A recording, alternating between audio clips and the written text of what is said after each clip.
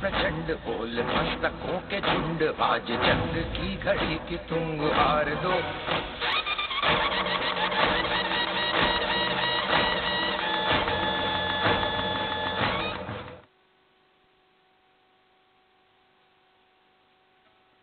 संग्राम में हम आ पहुंचे हैं सरगुजा लोकसभा सीट का जायजा लेने के लिए। सरगुजा की राजधानी, बल्कि यूं कहें कि सरगुजा जिले का जिला मुख्यालय अंबिकापुर।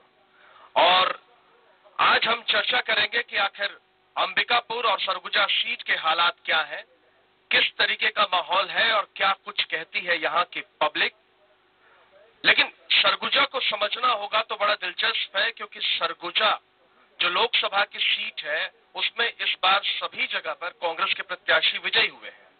लेकिन महत्वपूर्ण यह है कि लंबे समय से लोकसभा में कांग्रेस यहां जीत के लिए तरसती रही है। तो आइए पहले समझ लेते हैं कि आखिर सरगुजा लोकसभा सीट की हिस्ट्री क्या है और किस तरह के समीकरण यहां पर देखने को मिलते हैं। हाय रे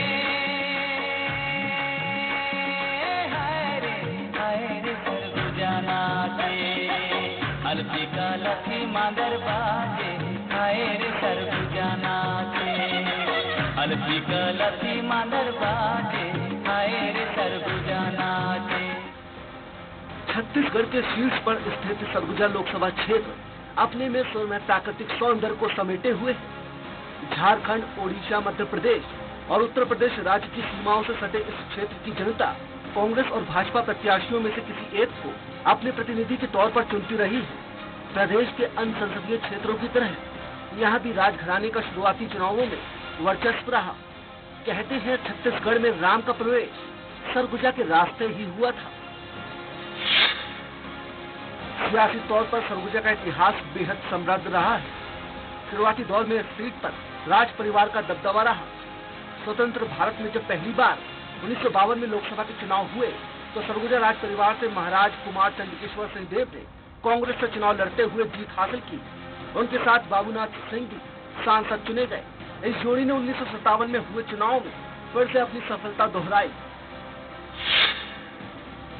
1952 से लेकर 1971 तक इस सीट पर कांग्रेस नेता बाबूनाथ सिंह का वर्चस्व रहा। उन्होंने कांग्रेस के टिकट पर लगातार 5 बार चुनाव लड़ते हुए जीत दर्ज की। उनकी जीत का ये क्रम 1977 में जाकर टूटा। आपातकाल को लेकर लोगों का गुस्सा कुछ इस कदर था कि भारतीय लोकदल के प्रत्याशी ललन साय ने बाबूनाथ को करीब 1 लाख मतों के अंतर से पराजित किया। लेकिन इसके बाद 1980 और 1984 में हुए चुनावों में ललन साय अपनी सफलता नहीं दोहरा पाए। हालांकि साय की हार के बाद भी बीजेपी ने उन पर भरोसा जताया और उन्हें 1989 में टिकट दी और साय पार्टी के उम्मीदों पर खरा उतरे। उन्होंने सीट पर जीत दर्ज करते हुए बीजेपी की जीत का खाता खोला। ललन साय से हार झेलने के बाद कांग्रेस ने 1991 के चुनाव में अपना प्रत्याशी बदलते हुए खेल साय सिंह को टिकट दिया और उन्होंने पहले मुकाबले में सदे हुए खिलाड़ी ललन साय को अच्छे खासे अंतर से शिकस्त दी। वहीं 1996 में हुए चुनाव में खेल साय सिंह ने फिर बाजी मारी, जबकि 1998 में ललन साय ने जीत का परचम लहराया। लेकिन 1 साल बाद यानी कि 1999 में बाजी पलट गई और कांग्रेस के खेल साय सिंह ने जीत हासिल की। साल 2004 में बीजेपी ने प्रत्याशी बदलते हुए नंद कुमार साय को टिकट दिया, जिन्होंने पार्टी के निर्णय को सही साबित करते हुए खेल साय को 1 लाख से अधिक मतों से पराजित किया। वहीं बीजेपी ने 2009 में नंद कुमार साय की जगह मुरारी लाल सिंह को टिकट दिया और इन्होंने भी पार्टी को निराश नहीं किया। मुरारी लाल ने कांग्रेस के भानु प्रताप सिंह को भारी मतों के अंतर से पटकनी दी। इसके बाद 2013 में मुरारी लाल के निधन के बाद बीजेपी ने कमल भान सिंह मरावी को अपना प्रत्याशी बनाया, जिन्होंने कांग्रेस के रामदेव को लगभग 1.5 लाख वोटों के अंतर से हार का स्वाद चखाया। सरगुजा लोकसभा सीट पर भारतीय जनता पार्टी ने प्रत्याशी बदलने की परंपरा को कायम रखते हुए इस बार पूर्व विधायक रेणुका सिंह को प्रत्याशी बनाया है, तो वहीं कांग्रेस ने वरिष्ठ नेता खेल साय सिंह पर फिर से भरोसा जताया है।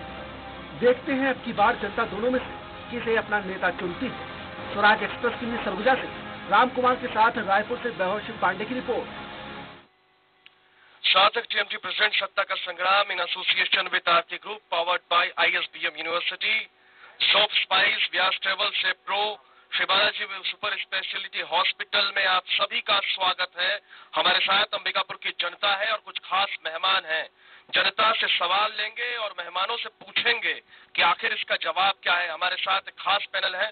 हमारे साथ भारतीय जनता पार्टी के नेता प्रबोध मिंज साहब हैं, भारत सिंह सिसोदिया जी हैं जो कि भारतीय जनता पार्टी के नेता हैं, हमारे साथ जेपी श्रीवास्तव जी हैं जो कि प्रदेश प्रवक्ता हैं कांग्रेस पार्टी के, और हमारे साथ बसपा के लीडर हैं जी जनता कांग्रेस से, जिनका पार्टनर बसपा इस बार यहां से चुनाव लड़ रही है, और अजय तिर्की जो कि कांग्रेस के लीडर हैं और मेयर भी हैं। आप सभी का बहुत बहुत स्वागत है, और साथ ही हमारे साथ अंबिकापुर की जनता है। तो शुरू करते हैं। सबसे पहले जेपी साहब आपसे, विधानसभा चुनाव में तो सारी सीटें मिल गई हैं, लेकिन लोकसभा चुनाव में बड़ा लंबा अरसा हो गया कि आपके प्रत्याशी जीत नहीं पाए। क्या ऐसी बात होगी कि जनता आपको वोट करे? लंबा अरसा तो विधानसभा में भी हुआ था। 15 वर्षों बाद विधानसभा में जनता ने हमें आशीर्वाद और समर्थन दिया, और इस 3 माहों में ऐसा कोई परिवर्तन नहीं आया है, ऐसी कोई बात नहीं हुई है, बल्कि कुछ ऐसी बातें हुई जिससे जन समर्थन हमारा बढ़ेगा। हमने किसानों का नहीं, देखिए मैं ये कह रहा हूं, ऐसी कौन सी बात होगी? राज्य सरकार के कामकाज होंगे या कोई और मुद्दे होंगे? 2 मुद्दे इसमें हैं। एक तो राज्य सरकार का काम, और राज्य सरकार ने अपने घोषणा पत्र में जो कहा उसको करके दिखाया। लेकिन भाजपा कहते हैं कि किया ही नहीं। वो तो दिख रहा है कि किसानों के खाते में पैसा गया, किसी के कहने से ना कहने। भारतीय जनता पार्टी के किसान नेता हैं, पहले आपके खाते में पैसे आए कि नहीं है? खाते में पैसे अभी तक किसी के भी नहीं आए हैं, और जिनके कुछ लोगों के अगर आए भी होंगे तो निश्चित रूप से उनको अभी तक प्रमाण पत्र नहीं मिला है। चलिए, वो नहीं भाई, भारतीय जनता पार्टी किसान मोर्चा के प्रदेश उपाध्यक्ष रहे। अब ननकीराम कंवर यहाँ पे नहीं है, तो उनसे तो नहीं पूछेंगे, जो नेता रहेंगे उन्हीं से पूछेंगे। आप ये बताइए, सिर्फ वोट काटने के लिए चुनाव लड़ रहे हैं? नहीं, बिल्कुल नहीं। सत्ता में आ रहे हैं हम लोग, और सारे के सारे गायब हो गए। मेहुल मारू भी नहीं रहे अब तो। वो कुछ भी है, कुछ भी हो, हम लोग 2 महीने के बच्चे, दूध मुहे बच्चे थे। साहब, आपके मुखिया 3 साल के पहली बार बोलते हैं प्रथम मुख्यमंत्री हूं मैं यहाँ का, और आप कह रहे दूध पीते बच्चे। हम लोग दूध पीते बच्चे थे। 2 महीने में हम लोग 7 सीट लाए। अब आप कल्पना करिए कि 5 साल में क्या होगा। यहाँ पर यही महफिल होगी 5 साल बाद, आप भी होंगे, हम भी होंगे, लेकिन कांग्रेस और भाजपा दोनों साफ होंगे। क्या बात है, क्या बात है। महफिल यही होगी, कांग्रेस और भाजपा नहीं होंगे। मेयर साहब, आप कहाँ होंगे? चर्चा बड़ी थी कि खूब कोशिश थी, लेकिन आखिरी में कट गई टिकट। ऐसी बात नहीं है, और देखा जाए तो हम कांग्रेस के एक सिपाही हैं, और पार्टी जो डिसीजन करती है बहुत सोच समझ के करती है। मैं उसका सम्मान करता हूं, और तहे दिल से कांग्रेस पार्टी के लिए काम करूंगा। चलिए, एक और पूर्व मेयर है, वो भी टिकट के दावेदार थे। मिंज साहब, पहले विधानसभा में खूब तैयारी की, वहां टिकट नहीं मिली, लोकसभा में भी काफी कोशिश की, फिर पार्टी ने, क्या वजह लगती है? नहीं, हम लोग भारतीय जनता पार्टी के लोग हैं, हमेशा तैयार रहते हैं, चाहे विधानसभा हो चाहे लोकसभा हो। पार्टी का अपना नजरिया रहता है, जो योग्य रहते हैं उनको टिकट देती है, और स्वाभाविक प्रक्रिया है। हमने प्रयास किया था और लोगों ने प्रयास किया। अब तो आपकी योग्यता को तो शहर के जनता ने 2 बार उसमें मुहर लगाई है, 2 बार आपको मेयर बनाया। नहीं, इसीलिए तो हमने काम करके दिखाया ना शहर के लिए, और आगे जब अवसर मिलेगा पार्टी मौका देगी। आज हमसे अच्छी रेणुका सिंह बहुत 8वां विधानसभा में तेज महिला है, तेज तर्रार महिला। अपने समय में उन्होंने छत्तीसगढ़ सरकार में काम करके बताया है, संगठन के लिए काम करके बताया है। तो ऐसी मजबूत महिला मेरे से और श्रेष्ठ थी, इसलिए उसको मौका मिला है। चलिए, ये तो उम्मीदवारों को लेकर के बातचीत हो गई। अब सवाल ये है कि 2019 का इलेक्शन सरगुजा किस मुद्दे पर लड़ेगा? क्या सोचता है सरगुजा कि उसको सांसद चुनना है या प्रधानमंत्री चुनना है? आप सरगुजा प्रधानमंत्री चुनेगी या अपना सांसद चुनेगी? दोनों ही चुनेगी, लेकिन हमारे पास जो मुद्दे हैं पिछले 5 साल में नरेंद्र मोदी जी के द्वारा किए हुए विकास कार्य, देश का जो स्वाभिमान उन्होंने बढ़ाया है, वो मुद्दे हैं। हमारे पास पिछले 15 वर्षों में डॉक्टर रमन सिंह जी के द्वारा किए हुए विकास के कार्य हैं, और जो सरगुजा जनता ने नकार दिया। ठीक है, जनता परिस्थितियों बस नकारती है। इस बार हमको नकारा है, हमने उसको सराखों पे लिया, जनादेश का सम्मान करते हैं, लेकिन वो जिन बातों को लेकर के जनता के सामने में गए थे, वो एक भ्रामक प्रचार था। उस भ्रामक प्रचार की पोल इस बार खुल गई है। लोग जान गए हैं कि इनके बातों में कितना धोखा है। उन धोखा और अभी जो कांग्रेस ने जिस प्रकार का अपना मैनिफेस्टो राष्ट्रीय स्तर पर उन्होंने प्रस्तुत किया है, वो मैनिफेस्टो ही इनके कब्र की अंतिम ताबूत होने वाली है। ताबूत की आखिरी किल मैनिफेस्टो। हमने तो सुना था कि मैनिफेस्टो से लोग चुनाव जीतते हैं। आपके लिए तो जैसा भारत सिंह सिसोदिया कह रहे हैं कि कब्र की आखिरी कील साबित होगी। देखिए, छत्तीसगढ़ में विधानसभा के चुनाव ने ये बता दिया है कि कब्र की कीलें कहाँ हैं, ताबूत कहाँ है, कहाँ कीलें लगाना है, ये विधानसभा चुनाव ने इंगित कर दिया है। और जो केंद्रीय सरकार का, ये अपना भारतीय जनता पार्टी की सरकार का जो मैनिफेस्टो था 2014 का, उस मैनिफेस्टो में 10% भी मैनिफेस्टो पूरा नहीं हुआ। तो किस बात की, कहाँ कब्र की, कहाँ पे कीलें जाएंगी ताबूत की, आप अंदाज लगाइए। और जनता इस बात का अंदाज लगा रही है। मामले पर, देशद्रोह के मामले पर आपका दृष्टिकोण क्या है, आपके मैनिफेस्टो का दृष्टिकोण क्या है? केवल एक बात स्पष्ट कर दीजिए। हम सब लोग यहाँ भारतीय जनता पार्टी के सारे कार्यकर्ता आपको वोट देने के लिए तैयार हैं। चलिए, इन्होंने कह दिया कि सारा वोट आपको शिफ्ट हो जाएगा। 2014 के मैनिफेस्टो में मैं लाया हूं भारतीय जनता पार्टी का मैनिफेस्टो। इस मैनिफेस्टो में कहा था कि एक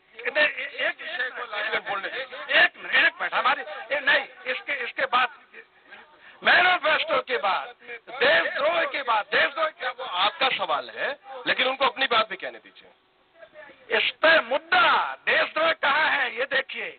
इन्होंने 2014 के मैनिफेस्टो में कहा थी। तो अब एक काम करते हैं कि मैनिफेस्टो हम इनको दे देते हैं, शायद भूल गए होंगे, और बताते कौन कौन से वादे पूरे किए। थोड़ी देर बाद पूछ लेंगे।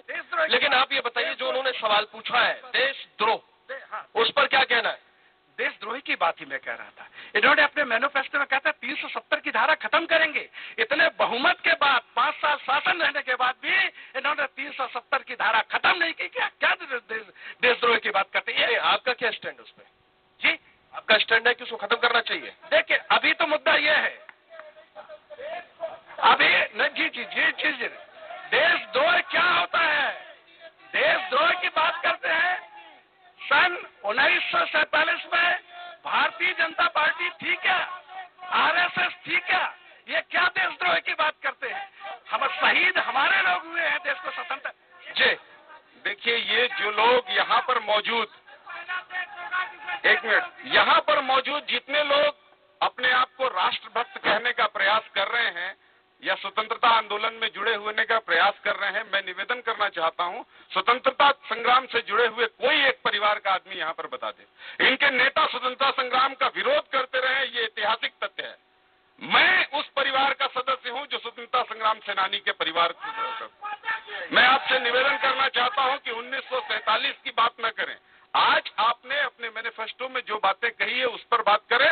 धारा 370 के बारे में हम तो पूरा नहीं कर पाए वादा, ये बात तो ठीक है, लेकिन धारा 370 के विरोध के वजह से या उसको पूरा न कर पाने की वजह से भारतीय जनता पार्टी को मौका नहीं दिया जाना चाहिए, ये तो बात समझ में आती है। लेकिन धारा 370 का खत्म करने का विरोध करने वालों को वोट क्यों दिया जाना चाहिए, ये बात समझ के बाहर है। चलिए, ये हमारे साथ बीजेपी के वरिष्ठ नेता अनुराग सिंहदेव भी जुड़ चुके हैं। सिंह साहब, कल आपके पूरा पार्टी के नेता शायद अभी भी हैं टेक्निकली, यशवंत सिन्हा, उनका एक ट्वीट पढ़ रहा था।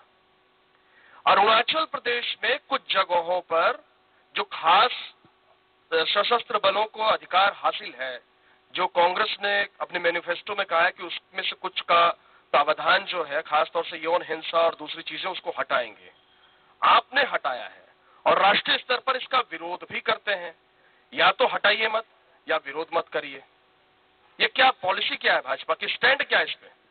देखिए, भारतीय जनता पार्टी का स्टैंड तो बिल्कुल क्लियर है कि गोली का जवाब गोली से दो, सेना का मनोबल ऊंचा रखो और जब भी आवश्यकता पड़े किसी भी हद तक जाकर देश की रक्षा करो।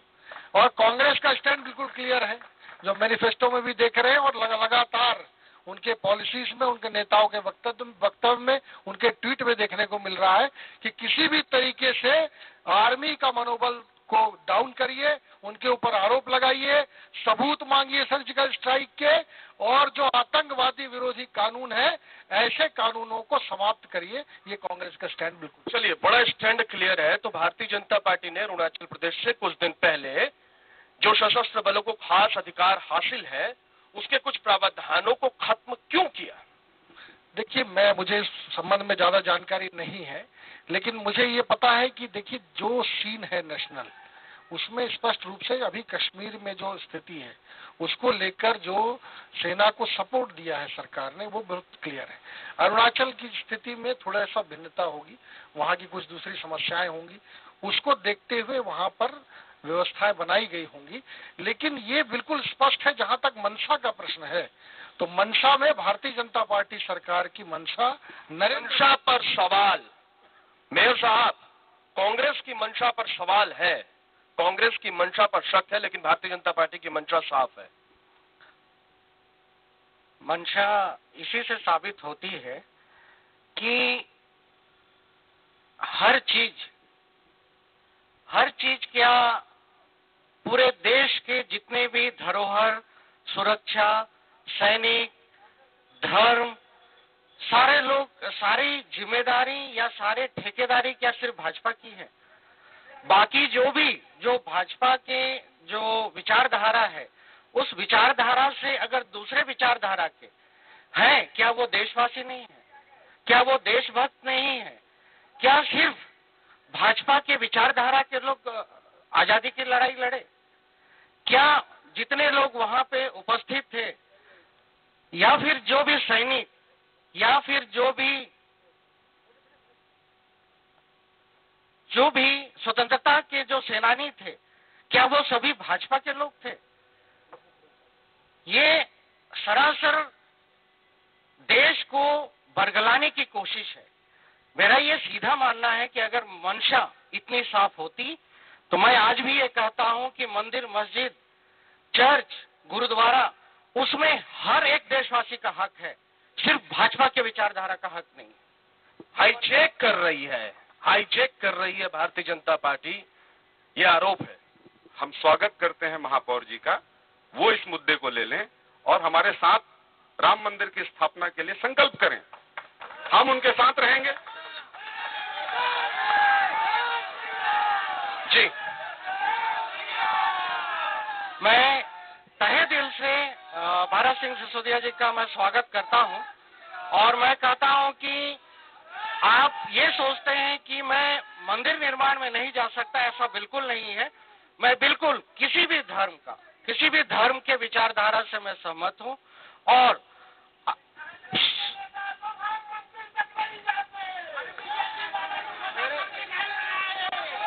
क्या भाजपा वाले सिर्फ दिखाने के लिए जाते हैं कि मैं हिंदू हूं? श्रद्धा से आप जाइए, श्रद्धा से जाइए, आप श्रद्धा से जाइए। चलिए, मंदिर, मस्जिद, चर्च, बहुत सारी बातें हो गई। हमारे साथ प्लीज शांत हो जाइए। हमारे साथ कांग्रेस के दिग्गज नेता और होने वाले प्रदेश अध्यक्ष, अभी से बधाई दे दूं, अमरजीत भगत साहब है। भगत जी, मंदिर, मस्जिद, कश्मीर और कांग्रेस के जो सेडिशन को लेकर के जो उनका अपना वादा है, उसको लेकर के ये चुनाव होगा, या जो सवाल इस देश के सामने है उस पर ये चुनाव होगा? देखिए, दोनों मुद्दा अपने अपने जगह पे है और हर पार्टी का अपना आइडियोलॉजी रहता है। कांग्रेस का आइडियोलॉजी है कि सर्वधर्म संभाव, सभी लोगों को साथ लेकर के सबका विकास करना है।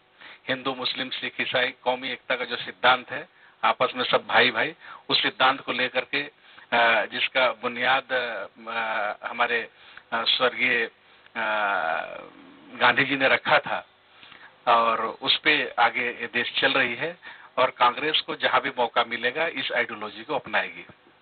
एक सवाल मैं आपसे पूछूंगा कि एक सवाल हम ये लेंगे जो काफी महत्वपूर्ण है, और वो सवाल ये है कि जो बुनियादी मुद्दे हैं इस देश के, नौजवानों के रोजगार, महंगाई, मतलब जिन वादों पे भारतीय जनता पार्टी ने 2014 का इलेक्शन लड़ा था, उन वादों का जिक्र क्यों नहीं हो रहा है भारतीय जनता पार्टी की ओर से? देखिए, ये मोदी जी की सरकार ने एक देश के रिफॉर्मेशन में 5 साल में ऐतिहासिक काम किया है। कोई क्षेत्र ऐसा नहीं है जिसमें इस सरकार ने 5 साल में काम न किया हो।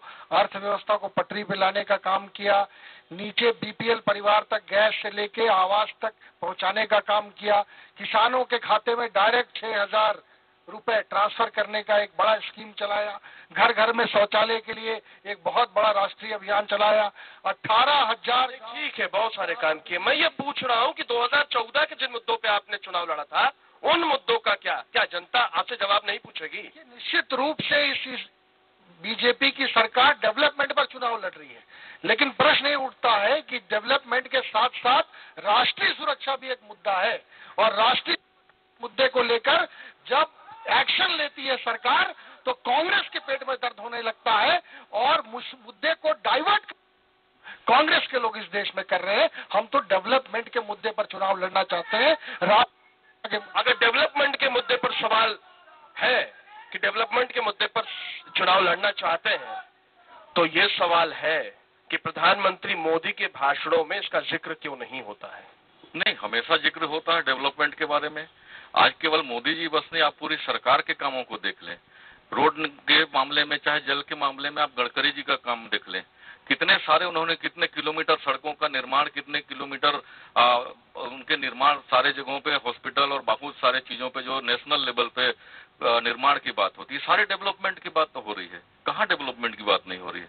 चलिए आपको जनता के बीच में चलते हैं, उनसे सवाल ले लेते हैं, क्योंकि जनता काफी उत्साहित है।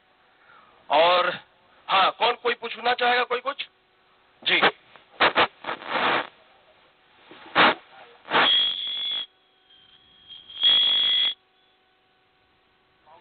मेरा सवाल जी से है।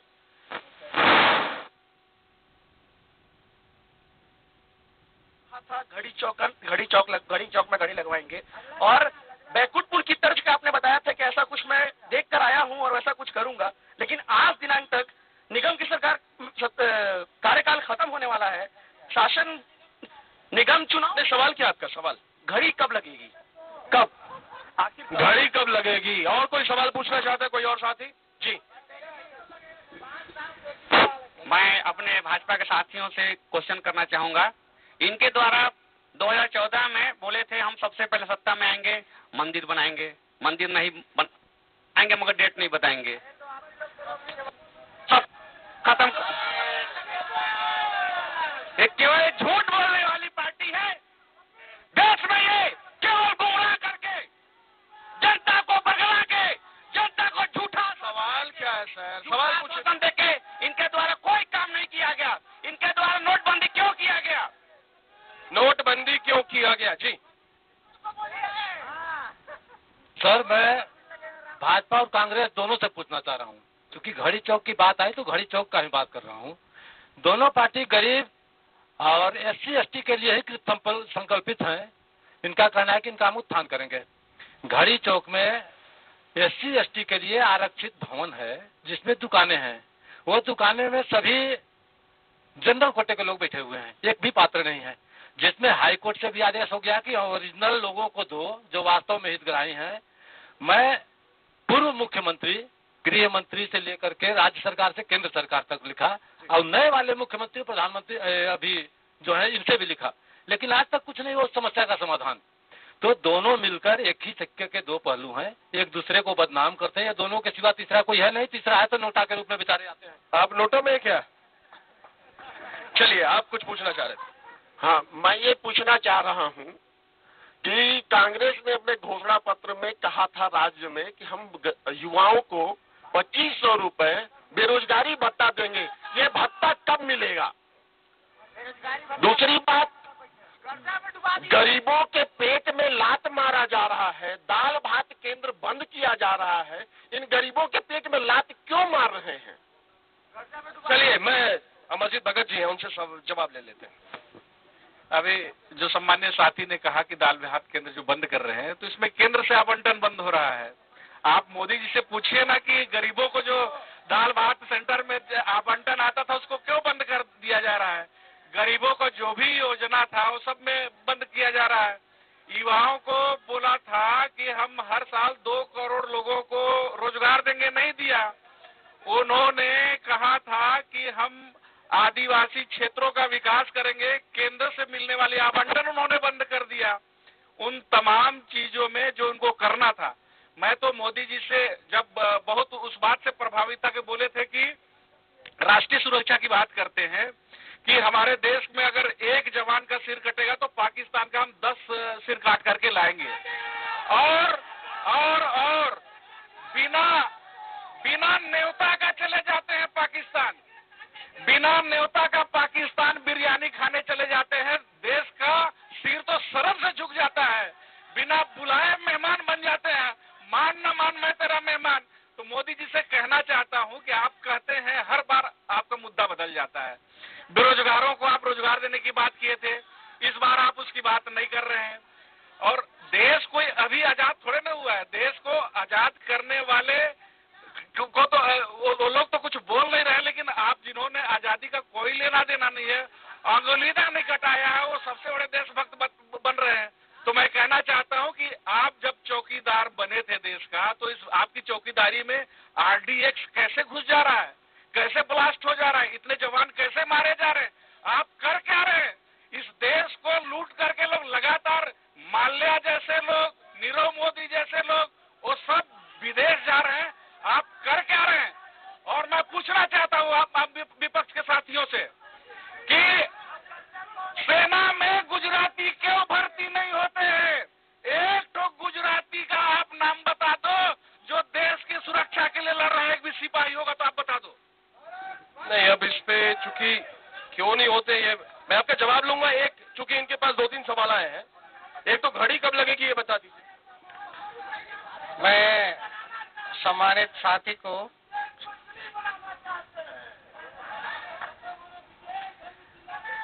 मैं ये कहना चाहूंगा कि मैं घड़ी जल्दी ही लग जाएगी और ऐसे स्वरूप में लगेगी कि आप लोग देखते रह जाएंगे। आप चिंता ना करें, इतना जल्दी मेरा कार्यकाल खत्म होने वाला नहीं है।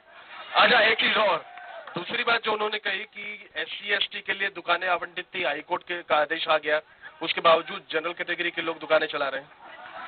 ये तो मैं अपने सम्मानित दादा से क्वेश्चन पार्सल करता हूं, क्योंकि उन्हीं के समय का आवंटन है, वो ज्यादा अच्छे से जवाब दे पाएंगे। एक महत्वपूर्ण चीज है जो बात अमरजीत भगत ने कही, उसका जवाब लूंगा। मुझे नहीं लगता कि हमने कहीं किसी ट्राइबल कोटे की जमीन सामान्य को आवंटित की है, कभी नहीं, हमने नहीं किया। दुकानें कौन सी? अच्छा, वो जो बात करें TCPC की, वो ट्राइबल डिपार्टमेंट की कभी की दुकानें रही होंगी, बिल्डिंग भवन था। आज मुझे लगता है शायद घड़ी चौक के बगल की जो कॉम्प्लेक्स है वो नगर निगम का कॉम्प्लेक्स नहीं है, वो शासन के किसी समय में कभी रहा होगा। आपको जवाब मिल गया मेरे ख्याल से। अब जो महत्वपूर्ण चीज अमरजीत भगत जी ने कही उसका मैं जवाब आपसे चाहूंगा। देखिए, छत्तीसगढ़ कांग्रेस के भावी प्रदेश अध्यक्ष माननीय अमरजीत भगत यहाँ पर मौजूद है। छत्तीसगढ़ के भावी मंत्री भी बन सकते हैं। छत्तीसगढ़ के भावी मुख्यमंत्री माननीय TS सिंहदेव जी भी यहाँ पर उपस्थित हैं। वो क्यों बोल रहे हैं प्रदेश अध्यक्ष? जो भी है, अगर लगातार इन दोनों को मैं कांग्रेस का मुख मान लूं तो इन लोगों के द्वारा इनका स्तर समझने की जरूरत है कि आज भी ये क्षेत्र के हिसाब से सेना को बांटना चाहते हैं। पहले कभी ये लोग जाति के हिसाब से सेना में बांटना चाहते हैं।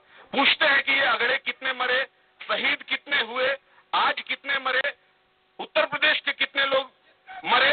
ये क्षेत्रवाद पर बांटना, ये जातिवाद पर बांटना, अगर ये कांग्रेस के भविष्य के अध्यक्ष का अगर भूमिका है तो मैं निवेदन करूंगा कांग्रेस पार्टी के लोगों से कि इस बारे में पुनः विचार करें। उन देशभक्ति की जो बात करते हैं उससे हम पूछना चाहते हैं कि गुजरात के कितने लोग सेना में और इस देश की सुरक्षा के लिए लगे?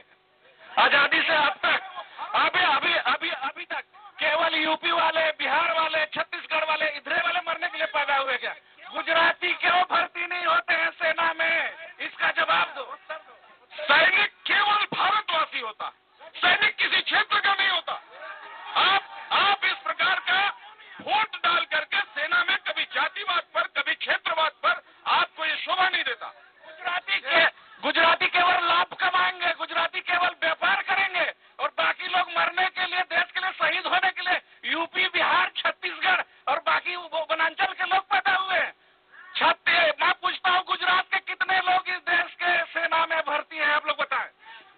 एक चीज भी याद रखनी पड़ेगी कि महात्मा गांधी भी गुजरात से आते थे।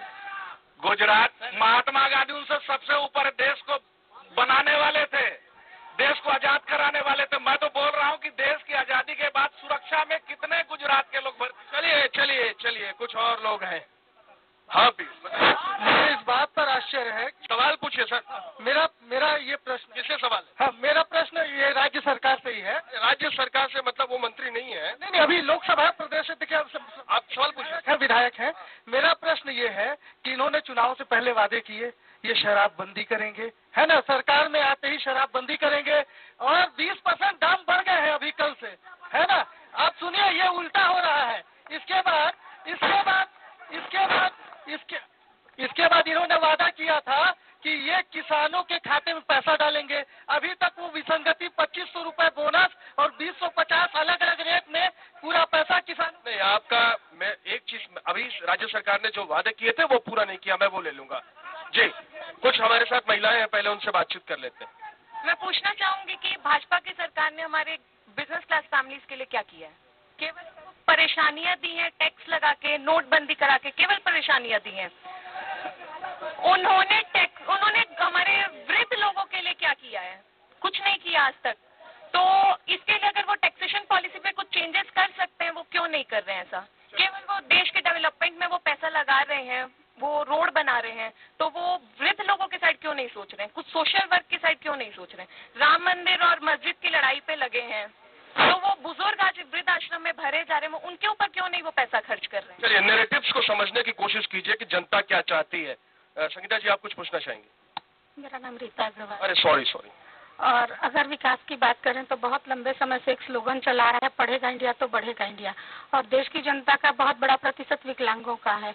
और अभी अगर सत्र खत्म होने वाला है और ब्रेल की पुस्तकें विभागों में नहीं आई हैं, तो क्या विकलांग पढ़ेगा नहीं तो बढ़ेगा नहीं क्या? विकलांगों भी, और अभी ये सब विवेक पत्र और क्या क्या सारे ब्रेल में छप रहे हैं। ब्लाइंड लोग पढ़ ही नहीं पा रहे हैं, तो वो वोट कैसे डालेंगे? वो ब्रेल पढ़ के अब क्या करेंगे? तो उनके विकास की भी आवश्यकता है। उनके भी विकास की आवश्यकता है। जी सर, ये बेरोजगारी पर सर, ये सरकार ने बहुत दावे किए थे इतनी नौकरियां देंगे, लेकिन आज तक इन्होंने क्या दिया? एक भी नौकरी नहीं मिली है इन 5 सालों में। ये आप भाजपा से सवाल पूछ रहे हैं, कांग्रेस से सवाल कर? भाजपा से सवाल कर। चलिए, हाँ, आप कुछ पूछना चाहते हैं?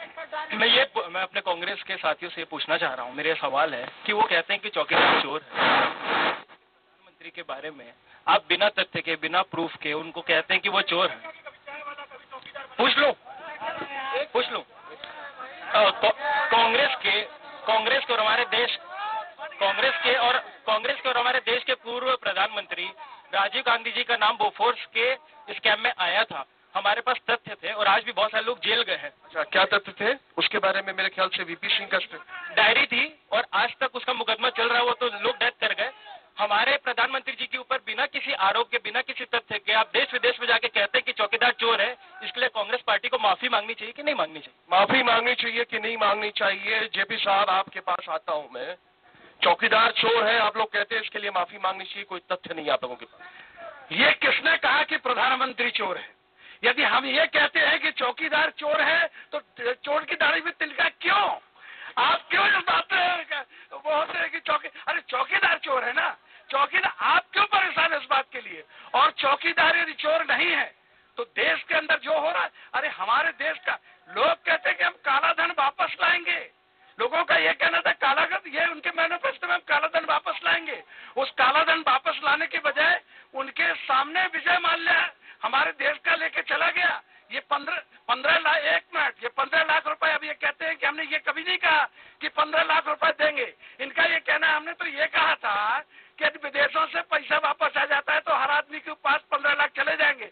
तो क्यों नहीं लाए 5 साल में आप विदेशों से पैसा? क्यों नहीं ला पाए विदेशों से पैसा? नौकरियां 4 करोड़ 70 लाख कम हो गई, ये कांग्रेस का आरोप है। और नौजवान साथी जो पूछ रहे थे कि रोजगार के वादे आपने किए थे, उस वादे का क्या हुआ?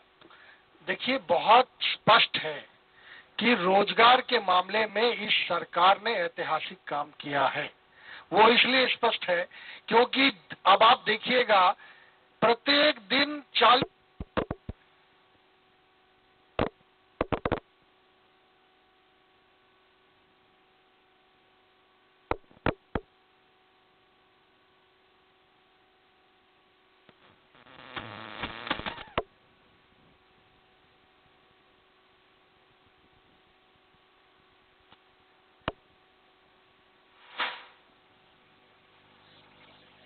रोजगार के बारे में सोच क्या है। और ये स्पष्ट रूप से कहा जा सकता है कि भ्रष्टाचार से लेकर सारे विषय कांग्रेस के ऊपर है और कांग्रेस राष्ट्रपति से लेके जीजाजी से लेके मिशेल से लेके सारे आरोप बोफोर्स से लेकर ये सारे आरोप कांग्रेस के ऊपर है। यदि भ्रष्टाचार पर किसी को जवाब देने की आवश्यकता है तो कांग्रेस के लोगों को देने की आवश्यकता है।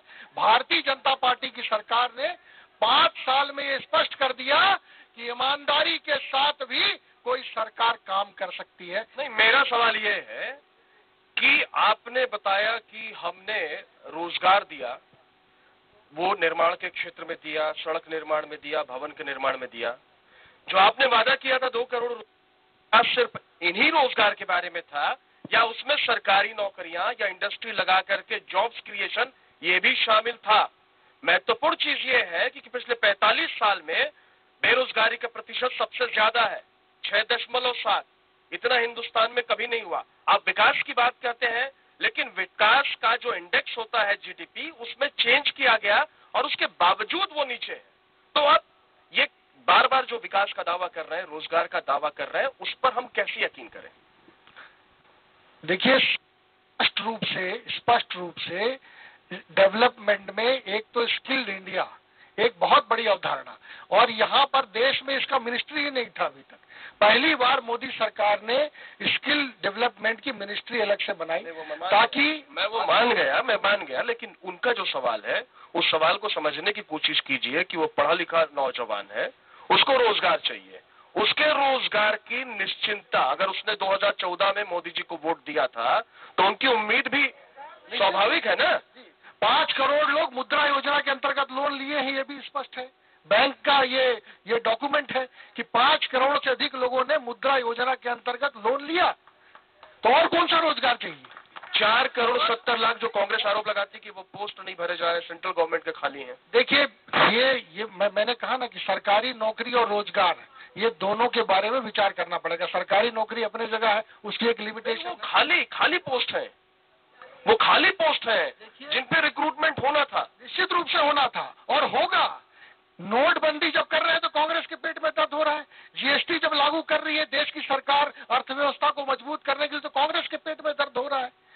तो जब तक देश की अर्थव्यवस्था मजबूत नहीं होगी तब तक रोजगार मिलेगा कहां से? चलिए, एक उनका सवाल था, मैडम थी, और उन्होंने बहुत स्पष्ट पूछा कि व्यापार को नोटबंदी और जीएसटी ने डैमेज किया। टैक्स को लेकर के आपने मिडिल क्लास के बारे में, व्यापारी वर्ग के बारे में, हालांकि भारतीय जनता पार्टी पर यह कहा भी जाता है कि व्यापारियों की पार्टी है, आरोप लगते रहे हैं, उसके बावजूद अगर व्यापारी ये सवाल पूछे, ये स्पष्ट है कि ईमानदारी की सरकार बन रही है। धीरे धीरे सभी को इनकम टैक्स और जीएसटी के दायरे में आना ही होगा। देश की भलाई, देश की अर्थव्यवस्था को स्थापित करने के लिए हम सबको जो रिफॉर्म किया जा रहा है मोदी जी के द्वारा, और वोट की परवाह किए बिना, अगर वोट की परवाह करके इस प्रकार का निर्णय करते तो निश्चित रूप से लुंजपूर्ण निर्णय होता और वो देश के लिए घातक होता। एक बहुत महत्वपूर्ण निर्णय लिया जा रहा है और एक कड़वी दवाई भी दी गई है। निश्चित रूप से इसका कुछ लोगों के ऊपर तकलीफ भी है, कुछ लोगों को कुछ न कुछ दिक्कतों का सामना करना पड़ा। जब नोटबंदी हुआ तो निश्चित रूप से लोगों को लाइनों में भी लगना पड़ा। आज जब जीएसटी का बात हो रहा है तो उसके लिए माइंड सेटअप के लिए थोड़ा सा जो समय चाहिए वो समय निश्चित रूप से लग रहा है। लेकिन इसके बाद देश आज एक महाशक्ति के रूप में, आर्थिक महाशक्ति के रूप में देश सामने में आ रहा है। जी चलिए, जी आपको सवाल पूछना चाहता हूं। जी, मैं कांग्रेस के प्रवक्ता और माननीय विधायक जी से सवाल पूछना चाहता हूं। अभी चौकीदार और चोर पर उन्होंने बहुत जवाब दे रहे थे। मैं यही पूछना चाहता हूं, जिस हमारे देश के प्रधानमंत्री के ऊपर न हाई कोर्ट में न सुप्रीम कोर्ट में कोई मामला नहीं है और जो बेल में है, कुछ लोग जेल में है, तो चौकीदार कौन होगा, ये इसका जवाब दें। चलिए, आपसे जेल में कौन है और वर्तमान में फरार कौन है ये दुनिया देख रही है, ये कानून देख रहा है। डायरी के पन्ने कुछ कह रहे हैं, मैं व्यक्तिगत आरोप किसी के ऊपर नहीं लगा रहा।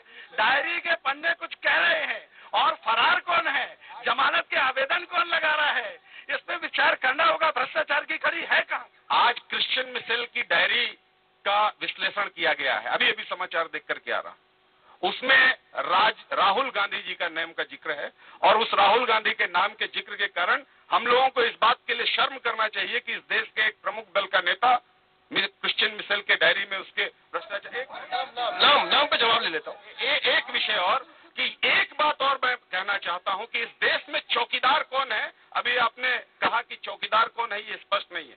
मैं आपको बताना चाहता हूं कि इस देश में कौन चौकीदार है सब जानते हैं, हम सब चौकीदार हैं और इस देश का प्रधानमंत्री चौकीदार है, लेकिन ये स्पष्ट नहीं है, आज तक ये स्पष्ट नहीं हो चुका है कि ये पप्पू कौन है।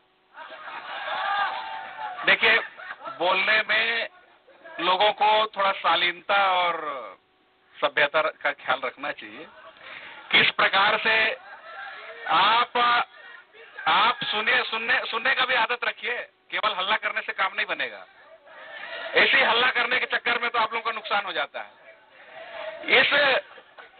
इस देश में उन्हीं से प्रश्न किया जाता है जो जवाबदार व्यक्ति होता है, जो कुर्सी में रहता है, जो मंत्री या विधायक है, अगर जिम्मेदारी लिया है तो उससे प्रश्न लोग पूछेंगे, और जब प्रश्न पूछेंगे तो उसको झल्लाना नहीं चाहिए। अगर प्रधानमंत्री जी ने कहा था कि मैं प्रधानमंत्री नहीं चौकीदार के रूप में काम करूंगा, और जिस चौकीदार के रहते इतने बड़े बड़े घटना हो गए और उसको पकड़ा नहीं गया, तो निश्चित रूप से उनकी संलिप्तता मिली भगत इसमें प्रतीत होता है। इसलिए नारा लगता है कि चौकीदार, हम नहीं बोल रहे हैं, लोग बोल रहे हैं। एक सेकंड, मैं बहुत संक्षिप्त में बोलना चाहूंगा कि भाजपा सरकार ने जिस तरीके से जितना परिश्रम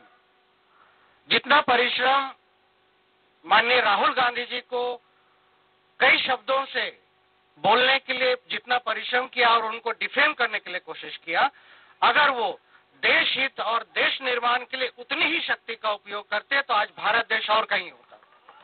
चलिए, ये बड़ी चर्चा चल रही है, इन चर्चाओं के बीच में जोगी कांग्रेस कहाँ है, बसपा कहाँ है? आपने प्रत्याशी तो उतार दिया, लेकिन क्या उम्मीद है, क्या उसका ग्राउंड है? बिल्कुल ग्राउंड बहुत अच्छा है हम लोगों का, क्योंकि ये जो चल रहा है अभी, ये नाटक चल रहा है। पुलिस भूपेश बघेल की है, दामाद डॉक्टर रमन सिंह के हैं। पुलिस कौन सी पुलिस है जो पकड़ नहीं पा रही है, लोग सब जान चुके हैं।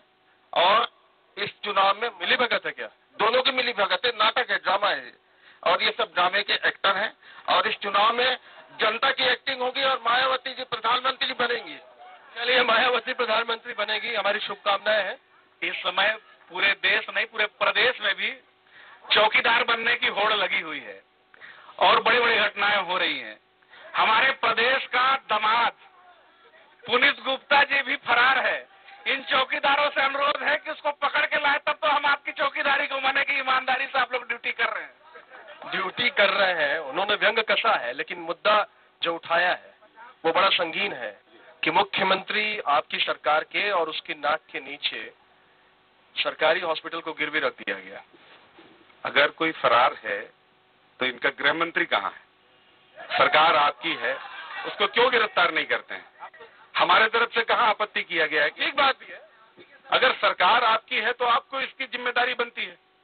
आप अपनी जिम्मेदारी निभाने से अगर असफल हो रहे हैं तो इस्तीफा दीजिए, हम आकर के उस सारी व्यवस्थाओं को करने के लिए तैयार हैं। नहीं, एक महत्वपूर्ण चीज ये है ना कि अब क्या था कि जब तक इनकी चौकीदार उसमें बने नहीं थे, जब फरार हो गए, अब तो पुलिस का काम है पकड़ने का। तो पुलिस क्या कर रही है? पुलिस जब कार्रवाई करती है तो लोग जोर जोर से चिल्ला के बोलते हैं कि बदलापुर का कार्रवाई नहीं, लेकिन उसके बाद भी आप थोड़ी रुकते हैं। लेकिन कार्रवाई हो रहा है, हम इनको भी अवसर दे रहे हैं कि जो चौकीदारी में नया नया भर्ती हुए हैं, हो रहे हैं, उन लोग भी कुछ काम करके दिखाएं और कहाँ फरार है उनको पकड़ के लाए।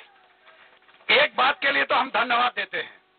बिंदु ये है कि अपराध किया है उनने, हम गिरफ्तार क्यों नहीं कर रहे? अपराध कबूल कर लिया है, ये इसके लिए धन्यवाद।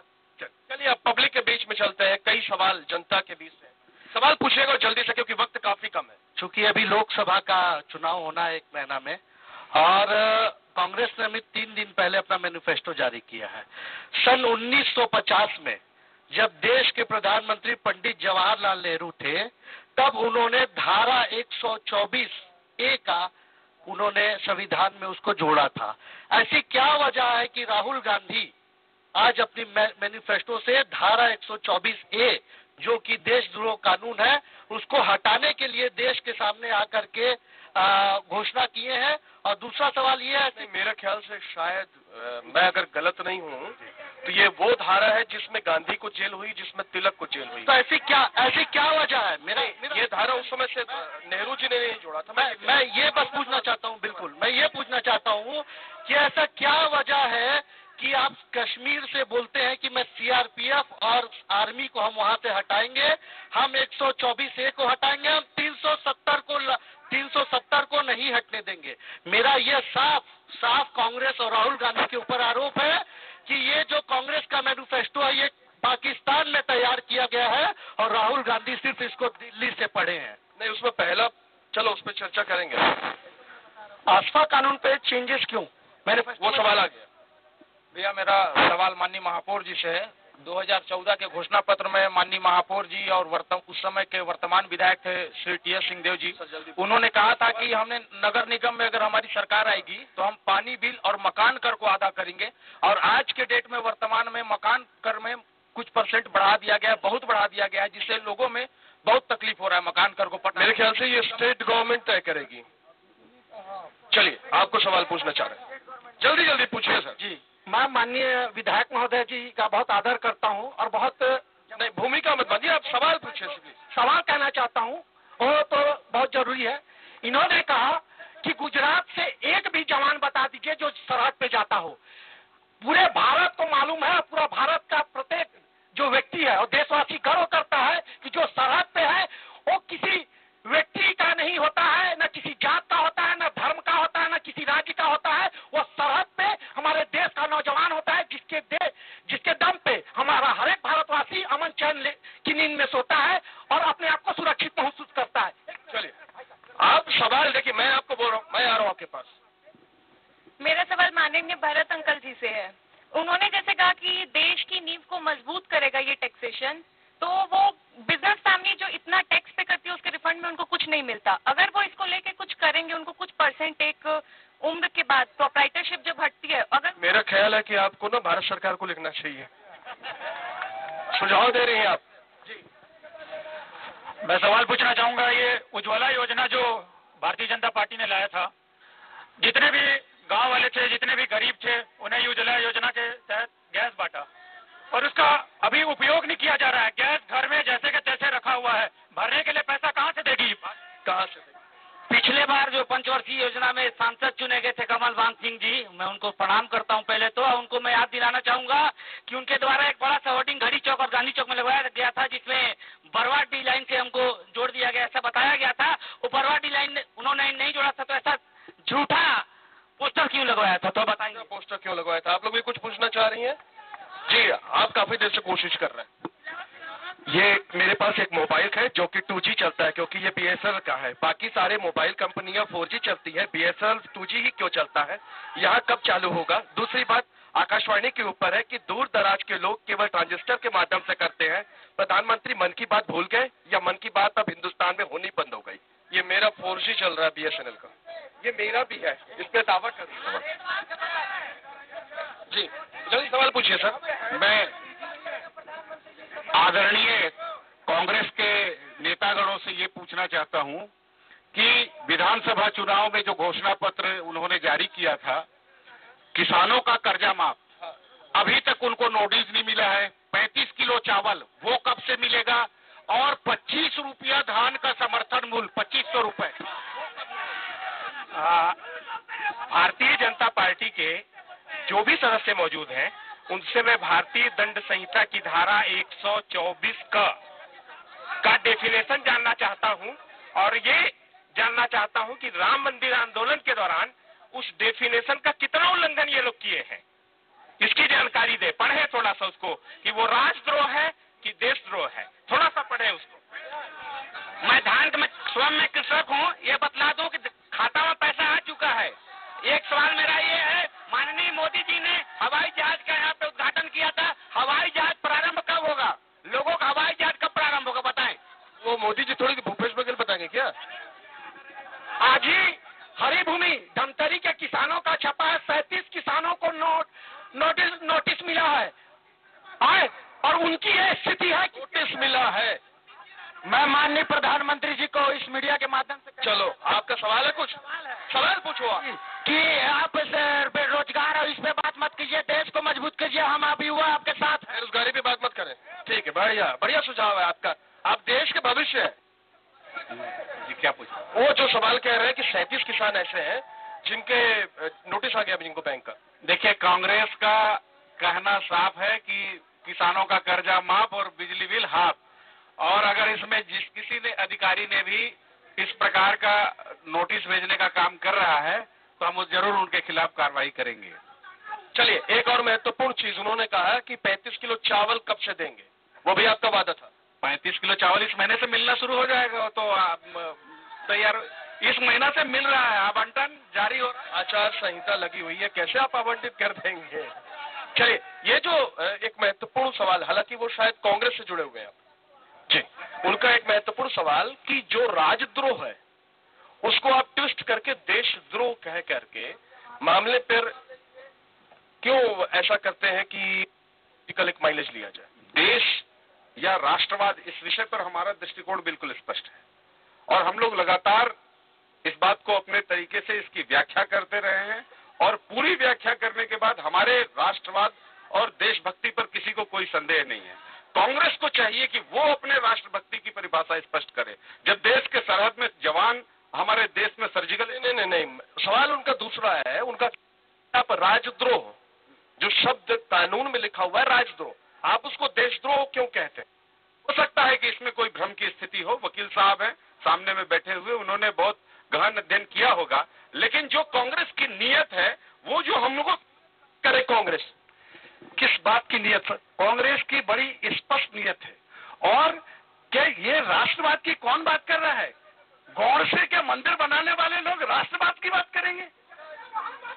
वो लोग जी, इनकी नीयत बिल्कुल स्पष्ट है कि कन्हैया यदि भारत के टुकड़े करने की बात करता है तो राहुल गांधी उसके साथ खड़ा होता है। ये इनकी नीयत है।